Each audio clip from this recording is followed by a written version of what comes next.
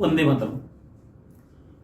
कोरोनाच्या काळानंतर online education ही concept ग्रामीण भागापर्यंत पोहोचली. त्या अगोदर ती ठराविक वर्गाची मक्तेदारी होती. स्पर्धा परीक्षेचा अभ्यास करत असताना सगळ्यात महत्वाची गोष्ट कोणती असेल तर मार्गदर्शन करणारे शिक्षक.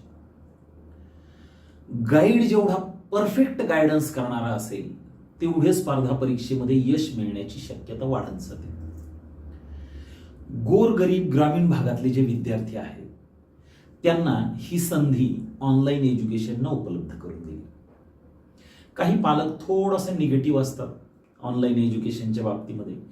त्यांची भीती सुद्धा साहजिक आहे की विद्यार्थ्याला मोबाईलचं ॲडिक्शन होऊ नये. पण जगभरामध्ये पोहोचलेल्या टेक्नॉलॉजीज ज्या आहेत त्या टेक्नॉलॉजीचा वापर आपण एज्युकेशनमध्ये करणं ही निगेटिव्हिटी नाही, ही एक पॉझिटिव्हिटी आहे, बशर्ते ते काम जे आहे ते तुमच्या अंडर सुपरविजन झालं पाहिजे. आणि म्हणून पालकांच्या सुपरविजन खाली जर प्रॉपर मार्गदर्शन तुम्हाला या ठिकाणी ऑनलाईन पद्धतीनं घरात बसल्या बसल्या मिळत असेल तर किती चांगलं ना. ऑनलाईन एज्युकेशनमध्ये 2-4 महत्वाच्या गोष्टी ज्या आहेत त्या महत्वाच्या गोष्टी समजून घ्या. ज्यावेळेस विद्यार्थ्याला आपण ऑफलाईन पद्धतीने एखाद्या बॅचला कुठे जॉईन करतो त्यावेळेस त्याला घेऊन जायचं, त्याला मागं घेऊन यायचं, 1 तासभर आपला त्या ठिकाणी गुंतून ठेवायचा. म्हणजे विद्यार्थ्याला 1 तासासाठी क्लासला सोडायचं असेल तर पालकाला 2 तास गुंतून राहावं लागतं. 2-3 दिवसासाठी जर क्लास मिस झाला तर तो अभ्यासक्रम त्या विद्यार्थ्याला परत कोणी शिकवत नाही.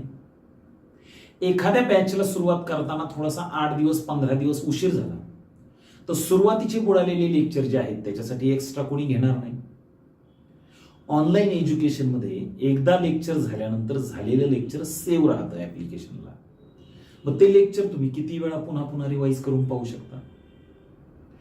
एज्युकेशनमध्ये विद्यार्थी वरच्या बाजूला असतो आणि त्याला सक्षमपणे खालून धरलेलं असतं पालक आणि शिक्षक या 2 खांबांनी.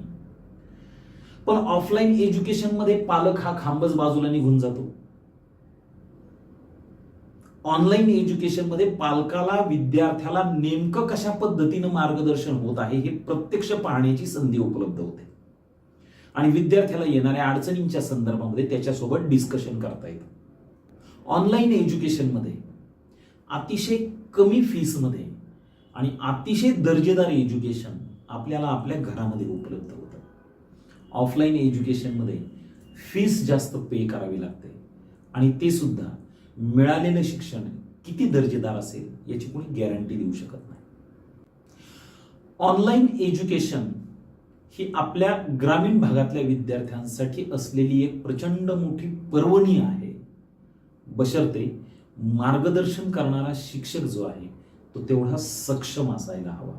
आणि त्या दृष्टीनं संपूर्ण महाराष्ट्रातल्या जनतेनं कायझेन अकॅडमीला विश्वासानं जवळ घेतलेला आहे. त्याबद्दल संपूर्ण महाराष्ट्रातील जनतेचे आम्ही मनापासून आभार मानतो.